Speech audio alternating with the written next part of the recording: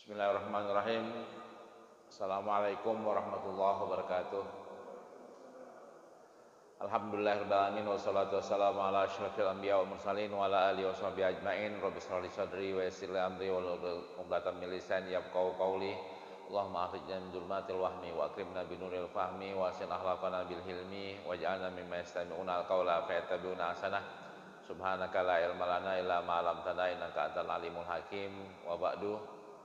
Bapak-bapak dan ibu-ibu jamaah i'tikaf Masjid Al-Mubarakah yang Allah Subhanahu wa taala, pada asatidz yang saya hormati,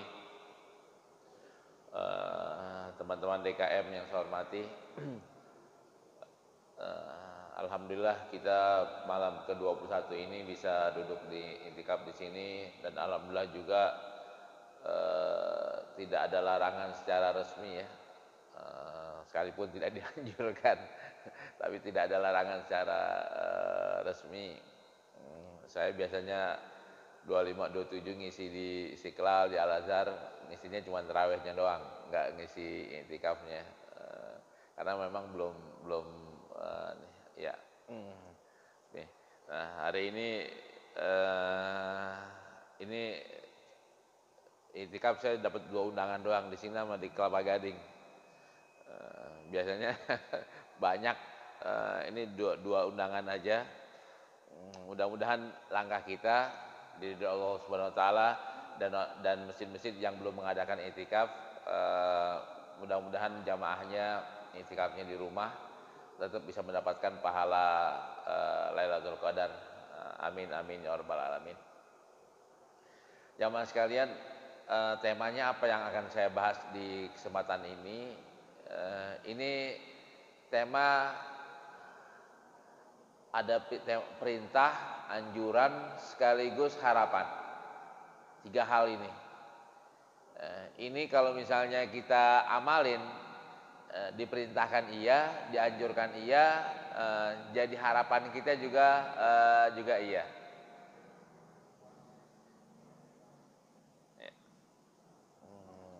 Nah, temanya apaan? Temanya adalah menghitung pahala sedekah.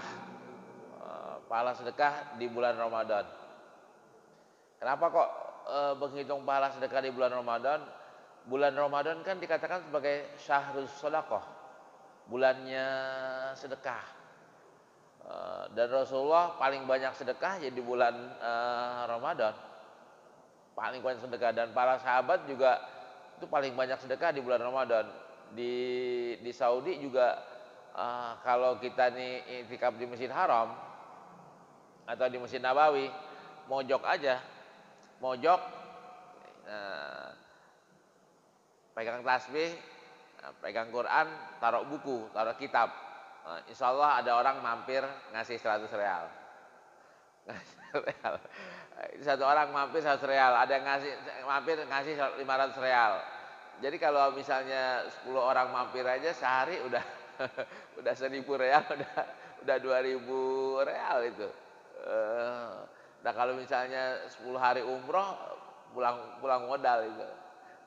Tapi syaratnya adalah muda gitu, masih kelihatan pelajar ya. Itu insya Allah banyak dapat sedekah dari orang dikira nih pelajar mahasiswa, mereka bantu mahasiswa. Kalau ditahu jamaah umroh nggak dibantuin. Baik, apa sih menariknya sedekah di bulan Ramadan? Kita akan ngelihat sedekah sebenarnya kan bukan di bulan Ramadan doang ya. Sedekah kan dianjurkan di bulan apa aja. Cuman di bulan Ramadan kelipat gandaan pahalanya kan jadi menarik. Sisi-sisi positifnya sedekah di luar bulan Ramadan akan terbawa di bulan Ramadan dan double. Ketika double, maka kemungkinan josnya itu lebih mungkin lagi. Kemungkinan nembaknya itu lebih mungkin lagi. Gitu. Terus secara konsep gimana sih? Saya kebetulan jadi ketua Basnas DKI.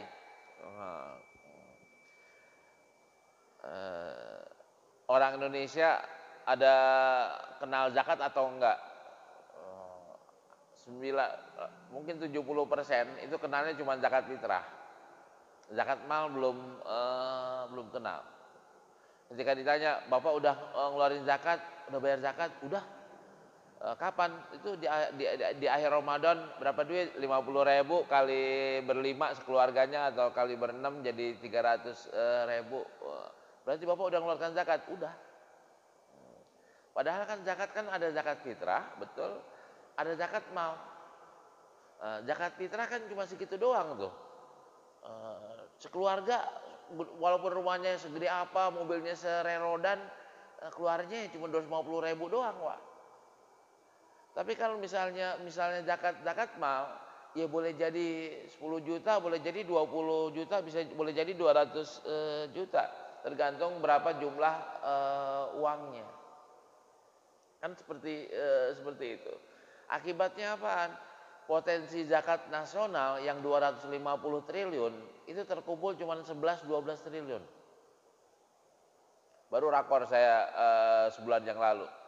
Segitu doang. Jakarta katanya potensinya 70 triliun, terkumpulnya cuma 3-4 triliun doang. Nah, kemana nih? Karena itu pengertiannya adalah saya udah bayar zakat. Ya zakat fitrah. Terus kalau dengan sedekah kayak gimana? Kan kita semuanya udah tahu lah kalau zakat itu wajib, kalau sedekah itu dianjurkan atau sangat dianjurkan. Dan kita juga tahu bahwa perbedaannya zakat itu kaku ya, sedekah itu longgar banget. Sedekah longgar banget. Kalau targetnya Pak, zakat ini akan mengantarkan orang ke surga. Sedekah ini akan menjadi keseimbangan hidup ya, keseimbangan sosial.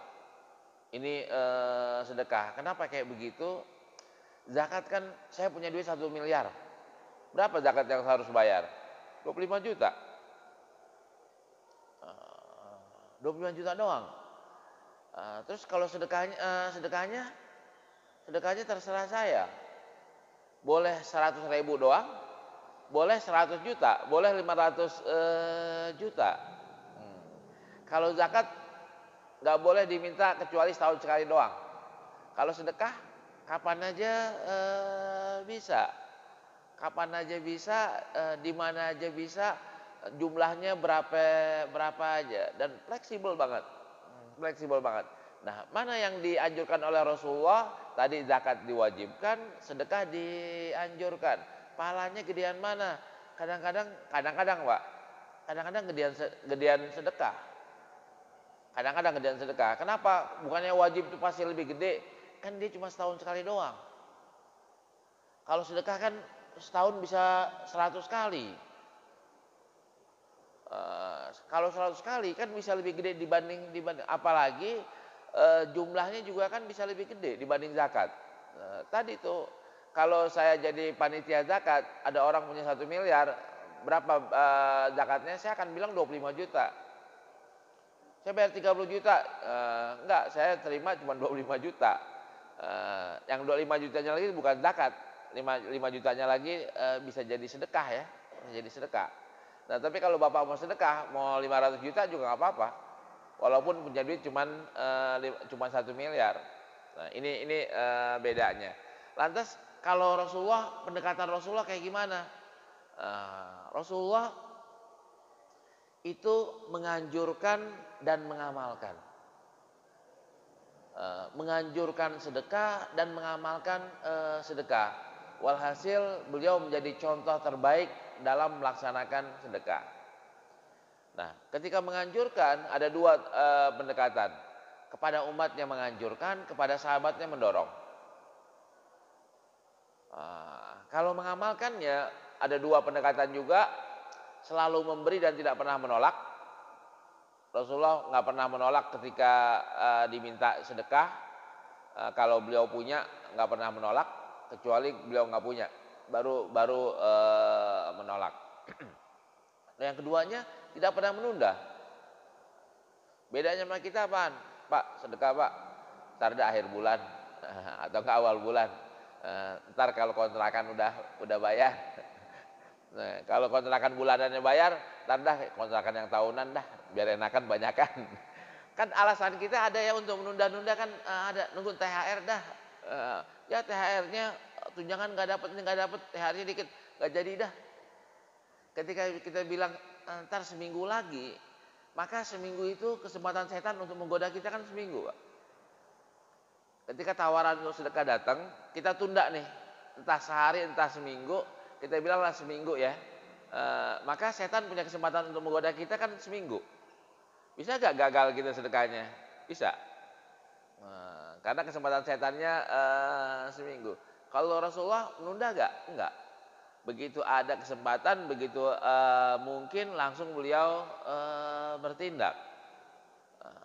Nggak pernah menunda. Ini diamalkan nggak oleh sahabatnya? Istrinya mengamalkan, Aisyah mengamalkan. Rasulullah pernah sholat, sholatnya cepet-cepet, buru-buru. Habis sholat, assalamualaikum, langsung keluar, nggak pakai wirid. Habis itu nggak lama balik lagi. Kenapa kayak gitu? Beliau jelaskan.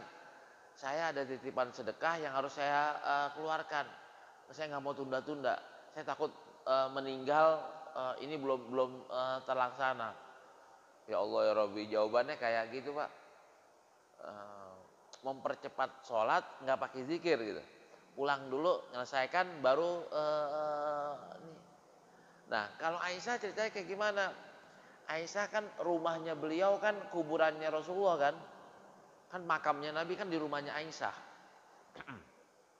Ketika perluasan Madinah di zaman Muawiyah, ini kan terpaksa digusur.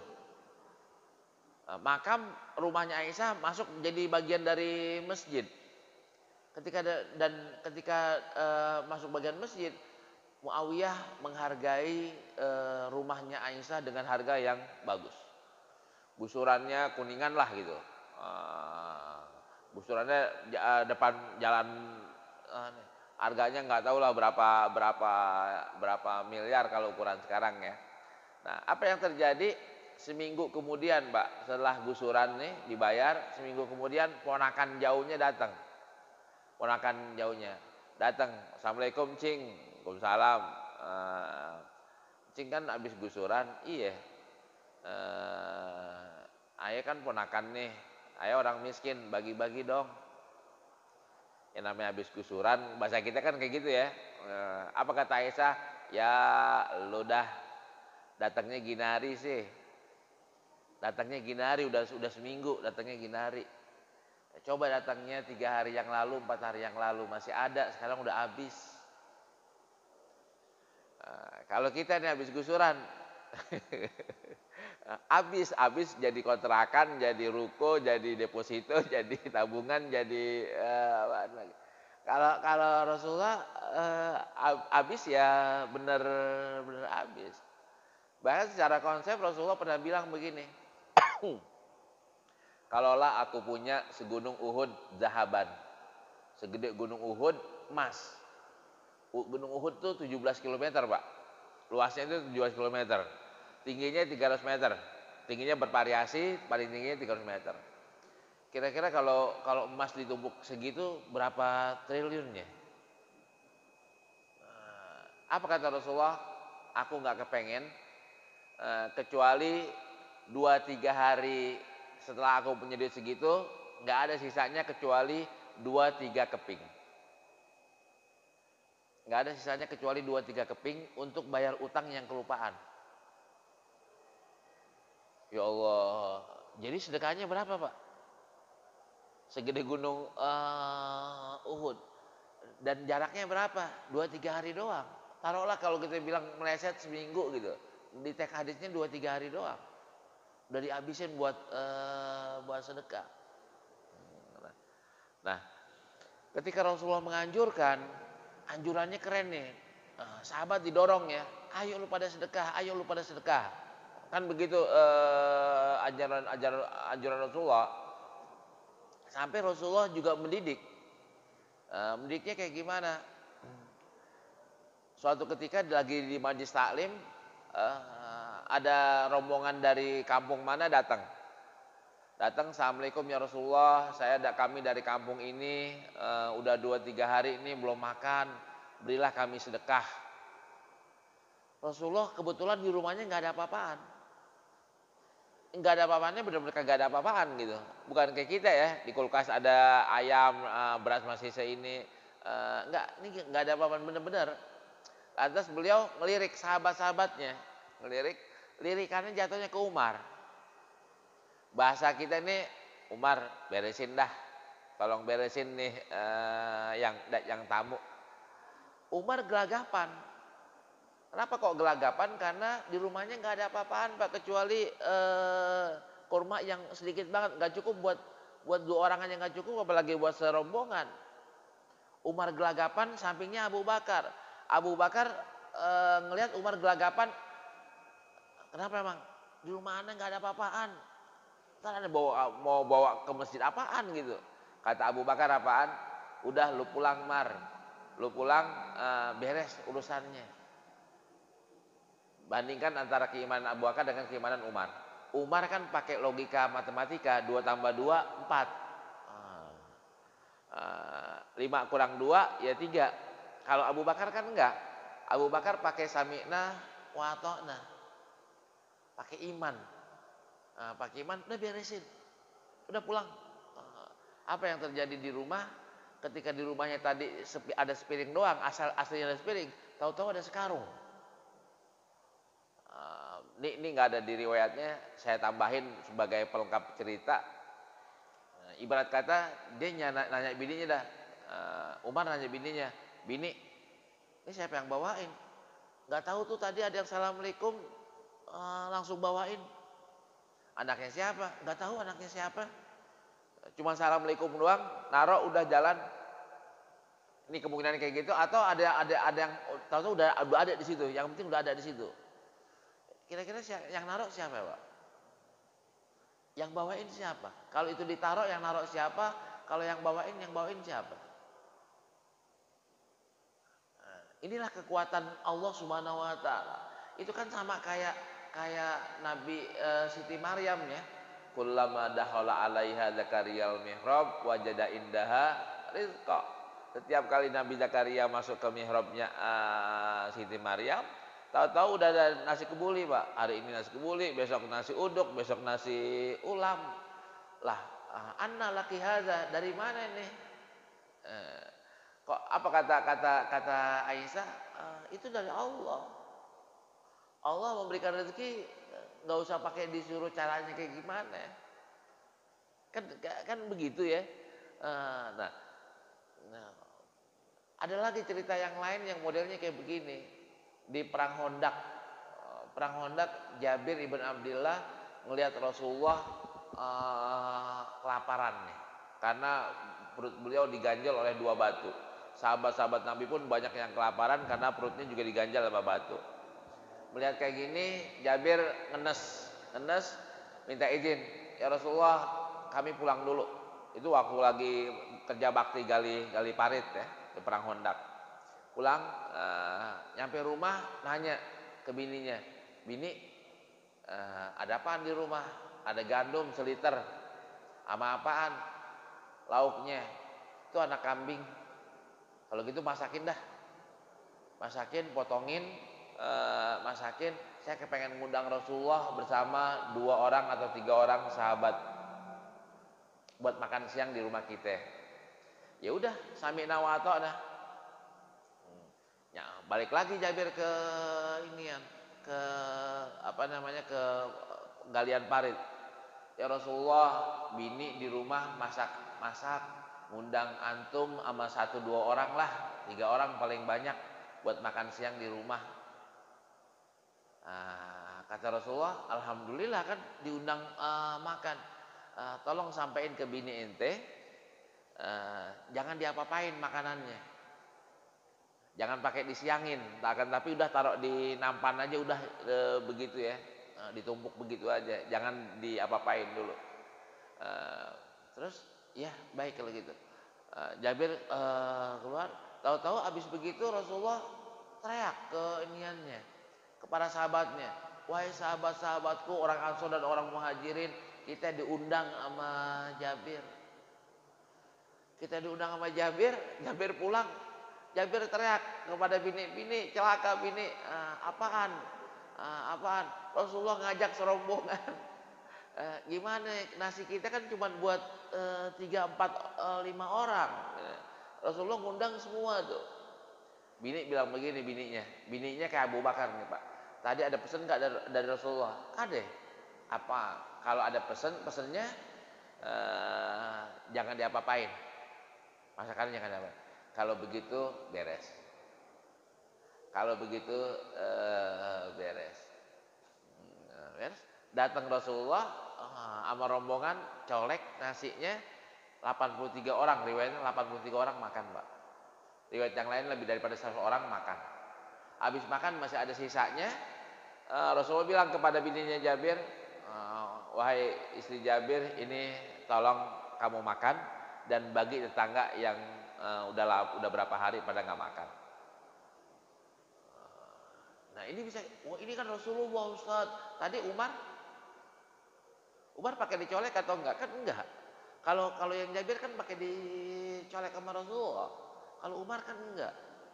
Berarti kan kalau misalnya kita pengen sedekah beneran, tadi aneh kagak punya duit, tahu-tahu punya duit. Dari mana duitnya? Wallahu a'lam duitnya dari mana. Tapi ada aja gitu, ada aja duitnya. Dari mananya? Min haitsu la yahtasib. Tanpa diduga, tanpa disangka. Ini yang terjadi di zaman Rasulullah. Ustaz, zaman kita emang mungkin, sangat-sangat mungkin, Pak, sangat-sangat mungkin. Nah,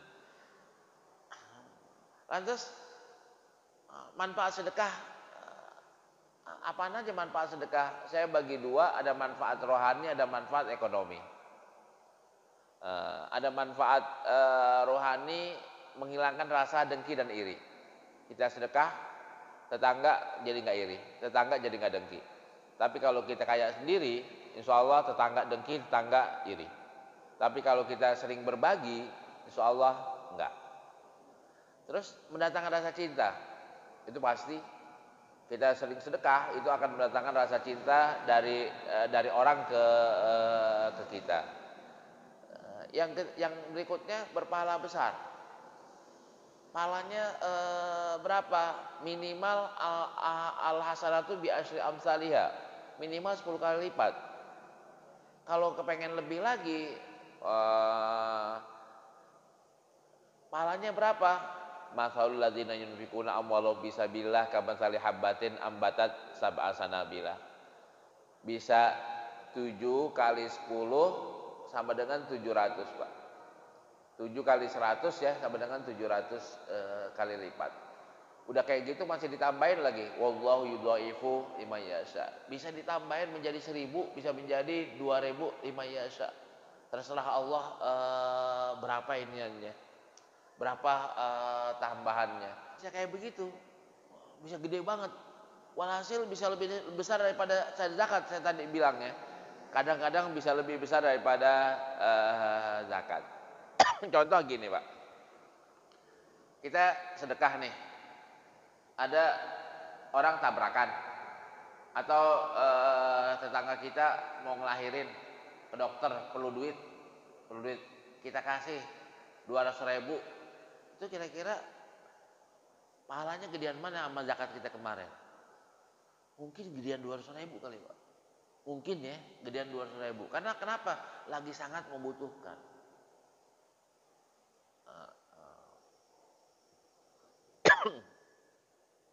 Baik. Terus sedekah bisa menghapuskan dosa. Sedekah bisa memadamkan azab kubur. Bapak kita atau siapa kita gitu, mungkin kita bilang, ya Allah, beliau meninggal, kayaknya masih banyak kekurangannya, kayaknya masih banyak kesalahannya. Sebagai anak, sebagai ponakan, apa yang harus bisa kita lakukan? Ya sedekahin. Sedekahin biar apa? Azab kuburnya bisa kepadam. Bisa memadamkan azab kubur. Terus Di akhirat sedekah bisa jadi payung. Bisa payung kita. Payungnya kecil atau gede tergantung dari sedekahnya dikit atau banyak. Payungnya tembus matahari atau enggak tergantung dari sedekahnya tebal atau enggak. Sedekah bisa menjadi payung di akhirat. Terus sedekah bisa menjadi pintu kita buat masuk ke surga. Kan pintu surga ada 8, salah satunya adalah pintu sedekah. Kalau kita mengamalkan sedekah, kita bisa masuk melalui pintu sedekah. Terus sedekah bisa menjadi penyebab mendapatkan syafaat. Sedekah bisa menjadi penyebab kita mendapatkan syafaat. Salat kita bisa jadi syafaat. Puasa kita bisa menjadi syafaat. Haji kita juga, sedekah juga, gitu juga. Ini surah yang pertama. Gambaran yang keduanya adalah kalau kita misalnya sedekah ke orang nih, entah dia lapar, entah kita sedekahnya adalah sarung, baju koko gitu buat sholat, tahu-tahu nasibnya baik, dianya orang baik, orang soleh, masuk surganya duluan dia sama kita, Pak. Kita entah masih nungguin, entah udah di neraka gitu. Nauzubillah min dzalik, dia udah di surga gitu. Di absen tuh. Dulu yang ngasih saya baju sarung cap gajah duduk siapa ya? Ya, jadi saya mulai jadi rajin. Siapa? Ternyata si Anu gitu. Dicari, si Anu di mana? Ada di neraka, langsung ditransfer syafaat buat ngeluarin dia dari neraka. Atau masih nunggu gitu, masih nunggu ditransfer, bisa menyebabkan dia nggak dimasukin ke neraka, tapi langsung masuk ke surga. Jadi menjadi penyebab mendapatkan syafaat. Ini faktor rohani atau faktor psikologis. Nah, faktor ekonominya kayak gimana? Nah, ini dia nih. Tadi kenapa kok kita perlu kajian ini? Yang saya bilang harapan, ini bisa selesai nggak masalah kita nih? Kan masalah pandemi semua kita nih terdampak ya. Ada yang kontrakannya kosong, ada yang omset jualannya menurun, ada macam-macam lah nih dampaknya. Pengen ekonominya tetap gitu, pengen tetap stabil, pengen tetap kuat, ya sedekahlah. Kenapa kayak gitu? Yang pertama nih, sedekah tidak mengurangi harta. Ini konsepnya. Rasulullah jelas-jelasan, tegas-tegasan bilang, mana kosot malun min sodaqah. Bahkan beliau dalam riwayat yang lainnya pakai janji ya, janji. Demi Allah, mana kosot malun min sodaqah. Pakai sumpah bukan pakai janji. Pakai sumpah, mana kosot malun min sodaqah. Gak akan berkurang harta karena sedekah. Padahal hitungan matematika kita apaan? Punya duit 10 juta, sedekah 1 juta kan tinggal 9 juta. Kan kurang. Tapi kenapa kalau Rasulullah bilang kayak begitu? Sekarang kayak gini dah. Siapa yang di kantongnya ada 10 juta nih? Kan kagak ada nih. Beli nih, nian laptop nih, harga ini baru nih laptopnya. Harga benerannya 18 juta, bayarin dah 10 juta sekarang. Saya yakin nggak ada yang bisa bayarin. Bukan pada kagak punya duit, bukan. Tapi duitnya di bank, Pak. Nah, duitnya di bank. Banknya bukanya besok jam 8. Kita punya duit kan perlunya kan nggak hari ini kan, Pak. Ada yang hari ini, ada yang besok, ada yang lusa. Sebenarnya kalau besok kan nggak ada masalah. Sebenarnya nih, hari ini nggak punya duit, besok punya duit, cukup buat beli mobil, enak nggak, Pak? Hari ini nggak punya duit nggak apa-apa. Yang penting besok pas mau beli mobil ada, pas mau beli rumah ada. Hari ini nggak punya nggak apa-apa. Kan begitu ya. Kalau hari ini Bapak punya 1 miliar, 2 miliar, ada gak rasanya, Pak? Kan gak ada rasanya, kagak duitnya di Bapak. Ada nggak manfaatnya? Kagak. Bapak nggak manfaatin. Bapak manfaatin ketika digesek, ketika dibelanjakan, baru ada manfaatnya. Sekarang nih antum punya duit berapapun juga, kan nggak ada iniannya. Nah, Rasulullah janji ini. Kalau umpamanya nih hitungannya adalah kurang 1 juta, kurang 10 juta, ntar pas ente mau beli apaan, ada itu duit. Pas mau beli apa? Ada. Bahkan kalau misalnya secara pahala, duit kita ini tadi kita punya duit 10 juta, sedekahin 1 juta, duit kita jadi berapa? 9 juta, itu hitungan matematika. Kalau hitungan imaninya kan jadi 19 juta. 1 juta kali 10 juta, tambah yang cashnya 9 juta, jadi 19 juta. Duit kita 19 juta, bukannya tinggal 9 juta. Nah, kan jadi mana qasad malun min shadaqah. Udah kayak gitu di surat apaan tuh? Allah janji Allah akan mengganti. Qul inna rabbi yabsutur rizqa liman yasha'u min ibadihi wa yaqdirulah. Wa ma anfaqtum min syai'in fa huwa yukhlifuh. Yang ngatur rezeki siapa? Allah. Qul inna rabbi yabsutur rizqa liman yasha'u min ibadihi wa yaqdirulah. Wa yaqdirulah kan artinya kan tentuin. Antum berapa ustaz, antum berapa ustaz, antum berapa, antum berapa. Antum yang menentukannya kan kita bisa lihat sendiri ya. Kita ini saudara di rumah 5 orang. Emang rezekinya sama?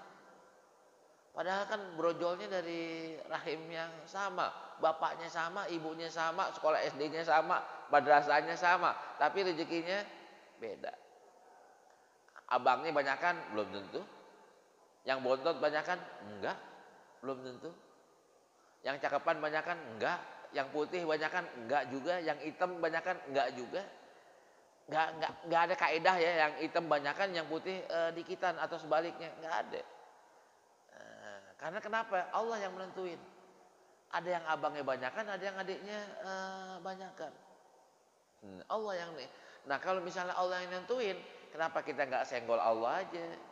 Kenapa kita nggak colek Allah aja? Coleknya pakai apaan? Pakai sedekah. Colek Allah pakai sedekah. Kenapa kau pakai sedekah? Karena sedekah penyebab Allah membantu orang. Mana dalilnya? Dalilnya wallahu fi aunil abdi madamal abdu fi auni akhihi. Man kana fi hajati akhihi kana Allahu fi hajati.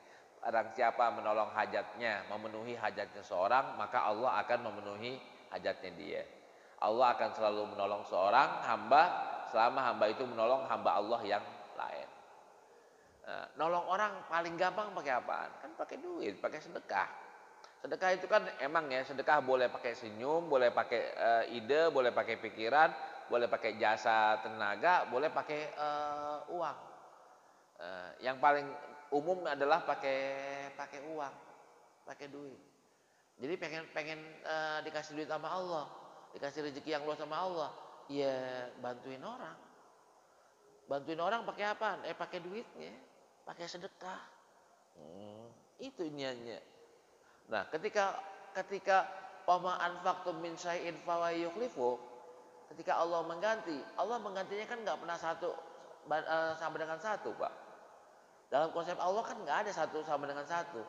Yang ada adalah 1 sama dengan 10, itu minimal, standar minimal. 10 standarnya bisa naik jadi 700, bisa naik jadi unlimited. Kita bilang 10 aja yang standar. Sedekah 1 juta dapatnya berapa? 10 juta. Sedekah 10 juta dapatnya 100 juta. Berani gak sedekah 100 juta biar dapat 1 miliar? Mikir dulu. Ikan mikir dulu. Padahal tawarannya di mana? Di Quran. Ragu sama Quran. Enggak, Ustaz, enggak ragu. Berani praktekin? Enggak berani. Ketika dibilang ragu sama Quran, enggak. Tapi gila suruh praktek, nggak berani, nggak berani. Pengen kaya, mau kaya loh, mau, ya udah banyakin sedekah. Sedekah gimana? Buat anak aja susah kan begitu jawabannya. Anak aja ini, rumah aja masih ngontrak. Lah, ente kalau pengen punya rumah ya sedekahlah. Sedekahlah jadi punya rumah. Iniannya gimana Ustaz? Logikanya kayak gimana? Jamaah sekalian, absen ya, orang terkaya di dunia sekarang ini. Absen 10 orang terkaya di dunia saat ini. 20 tahun yang lalu mereka terkaya gak Pak? Atau 30 tahun yang lalu mereka terkaya bukan? Jeff Bezos, pemilik Amazon nomor 1 sekarang nih. Nomor 2-nya Bill Gates. Nomor 3-nya Jack Ma, bukan Jack Ma kali. Si Alan Musk kali, yang punya Tesla. Yang keempatnya mungkin yang punya Facebook. Mungkin keberapanya si Jack Ma, yang punya Alibaba. Lihat biografinya 20 tahun yang lalu mereka orang kaya bukan? Bukan Pak. Jack Ma masih guru, Jeff Bezos masih kantornya di Grasinya. Jadi kalau orang miskin sekarang jadi terkaya Pak. Muhammad Salah pemain Liverpool, 20 tahun yang lalu dia masih di kampungnya Pak, masih jangankan 20 tahun yang lalu, 10 tahun yang lalu lah, itu masih orang kampung yang kagak punya apa-apaan Pak. Sekarang sekali nyumbang $1 juta ke ini kan, ke rumah sakit Mesir ya, keren. Siapa yang berubah itu semuanya? Artinya turunannya enggak banyak banget kan, hal-hal yang luar biasa. Putarannya itu luar biasa. Tapi kan apanya gitu. Terus senggolnya pakai apaan? Pakai kita tadi bilang pakai sedekah, pasti harus pakai doa juga dong. Kan nggak mungkin kita tanpa berdoa. Kita doanya jadi habis sedekah, doanya apa Ustaz? Biar rezekinya luas. Ya Allah, luaskan rezeki saya. Ya Allah, belum punya rumah nih, pengen punya rumah. Saya suka berapa kali saya ceramah di rumah sakit. Nah, habis waktu ceramah di rumah sakit, saya bilang begini, dalam beberapa kesempatan ya, dalam beberapa momen. Siapa yang udah kerja di rumah sakit 5 tahun lebih, angkat tangan. Mayoritasnya angkat tangan. 90% kali angkat tangan. Terus yang tadi angkat tangan, siapa yang masih ngontrak, angkat tangan juga. Siapa yang belum punya mobil, angkat tangan lagi. Siapa yang motornya masih kredit, angkat tangan lagi. Saya bilang begini, belum lagi pertanyaan saya di beberapa tempat yang lainnya, siapa yang belum haji, angkat tangan semuanya. Belum umroh, ada beberapa orang angkat tangan. Saya bilang begini ke direkturnya, Pak Direktur, tolong yang tadi angkat tangan dikasih SP1, surat peringatan pertama. Wah, apa urusannya kok jadi SP1? Karena dia masih kontrak, jadi kena SP1. Karena dia belum punya mobil. Ustadz, gaji kami dikit, gaji kami kecil. Tapi siapa yang bilang gaji bapak gede? Siapa yang bilang gaji bapak gede? Emang punya rumah harus pakai gaji gede? Kan enggak. Penghasilan gede, bukan gaji gede. Korupsi jangan korupsi. Siapa yang suruh korupsi? Kaedahnya di mana kaedahnya? Tadi wallahu fi aunil abdi madamal abdu fi auni akhihi. Allah akan menolong seorang ketika orang itu menolong orang lain. Nah, orang yang paling sering nolong orang siapa Pak? Ya suster lah, dokter lah di rumah sakit. Bukan dokter di rumah. Kalau dokter di rumah kan kalau nggak ada yang datang kan kagak. Kalau di rumah sakit gimana? Nah, ketika dia banyak pasiennya, sibuk banget. Saya bilang layanin orang tanpa melihat dia pakai mobil apaan. Layanin sesuai dengan SOP. Abis layanin sesuai dengan SOP, mojok, cuci tangan, mojok. Ya Allah, alhamdulillah tadi saya membantu ini pasien, kesian ya Allah lukanya kayak begitu, sembuhin ya penyakitnya, tambahin keluarganya, mudah-mudahan. Kayaknya keluarganya pada miskin ya Allah, mudah-mudahan tabah, mudah-mudahan. Terus kita doain kebaikan buat dia. Ya Allah, mudah-mudahan Engkau terima itu sebagai amal soleh saya. Tadi itu bantuan saya.